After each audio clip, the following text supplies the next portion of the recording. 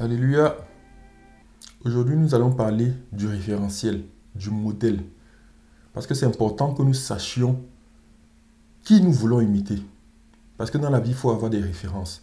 Celui qui veut être chanteur, je pense que dans sa chambre, il a des posters ou des affiches d'une personne qui chante bien en se disant chaque fois, je veux imiter cette personne, je veux devenir comme cette personne. Et cela se voit même avec les artistes, ou bien même avec les footballeurs, beaucoup dans leur chambre, ou bien même dans tout ce qu'ils font, ils essaient toujours d'imiter un footballeur. Mais là, nous parlons de la vie. Nous parlons de quelque chose qui ne durera pas seulement sur cette terre, mais qui ira bien au-delà. Et le système, en tout cas la pensée du monde, a des principes. Par exemple, lesquels? Maintenant, quand quelqu'un pardonne rapidement, on dit c'est un faible. Donc limite, vous êtes dans le métro, vous êtes dans le métro et quelqu'un vous gifle. Il vous gifle parce qu'il n'apprécie pas votre tête. Il vous gifle parce que vous l'avez peut-être un peu bousculé et il gifle. Comment on réagit? Est-ce qu'on se laisse emporter en se disant, bon, je vais réagir, je vais lui montrer que on ne peut pas me gifler ainsi? Ou tout simplement, on regarde et on passe son chemin. Mais quand on passe son chemin, supposons que la personne soit à l'apparence plus faible que nous. Qu'est-ce que les autres se disent? Oh, mais quand même, il aurait pu réagir. C'est un faible, c'est un lâche. Si c'était moi, je n'aurais pas laissé cela. Et ça n'arrive pas seulement à l'extérieur, même souvent dans les couples. Le mari peut réagir d'une certaine façon. La femme, la société lui dit, tu dois t'imposer. Dans tous les cas, des deux côtés, on dit, imposez-vous. Imposez-vous. On a l'impression que le couple est devenu un champ de bataille où chacun doit revendiquer ses droits. Donc, le mari peut-être pose un acte. La femme se dit, comment de réagir? Non, je vais lui montrer que moi aussi, j'ai un tempérament. Je vais lui montrer que moi aussi, je sais me faire respecter. Déjà, dans mon entreprise, je gère une entreprise de, je ne sais pas, 100 personnes. Je me fais respecter. Dans mon couple aussi, il me respectera. Mais qu'est-ce qu'on entend par respecter? En fait, je vais l'écraser. Je vais dominer dans ce couple. Quelle est l'utilité? Aussi bien pour l'homme que la femme, quelle est l'utilité? C'est pour ça que le Seigneur Jésus vient nous dire, le modèle que vous avez vu, ce n'est pas un bon modèle.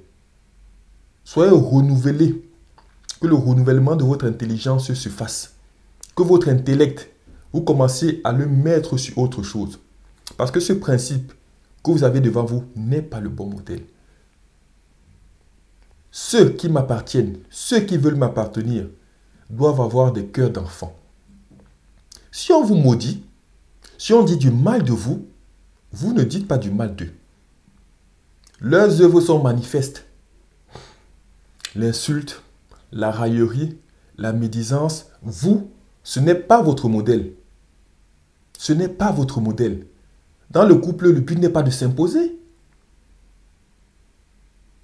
Le but est d'atteindre un moment un état de bonheur tout en procurant du bonheur à celui avec la personne avec qui nous sommes. C'est ça le but du couple. Donc, si on a une parole dure, on répond par une parole dure.